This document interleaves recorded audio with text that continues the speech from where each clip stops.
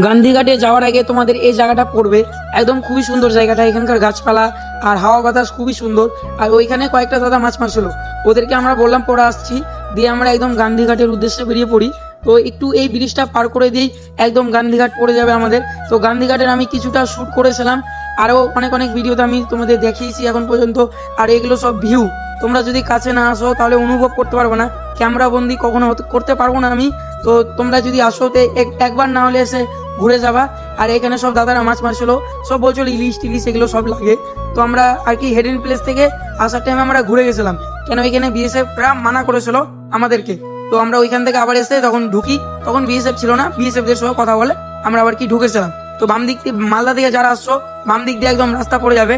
আর আমাকে এই কয়েকজন আর কি ফলো করেছে, তাদেরকে অসংখ্য অসংখ্য থ্যাংক ইউ আমার ভিডিও দেখে ফলো করার জন্য। আর তোমরা যদি আসো মিনিমাম টাইম নিয়ে আসবার, এখানকার যে হাওয়া বাতাস আছে একবার না হলে অনুভূতি করে যাবা। তো আমি যখন আর কি সবকিছু ঘোরা কমপ্লিট হয়ে গেছিল, দিয়ে আমরা আর কি ভাবলাম একটা মায়ের মন্দিরে দর্শন করে আসি। তো মায়ের মন্দিরে যাওয়ার জন্য আর কি বেরিয়ে পড়লাম, মানে আমি আর শিবমদা বেরিয়ে পড়লাম মায়ের মন্দিরে যাওয়ার উদ্দেশ্যে। তো ওইখানে গেলাম, দিয়ে মাকে দেখলাম, খুবই জাগ্রত মা, অনেক বহু পুরনো একদম মা। তো এই মায়ের ব্যাপারে অনেক কিছু জানার আছে বা শোনার আছে তোমাদের। তো আমি আরেকটা পার্ট নিয়ে তাড়াতাড়ি আসছি।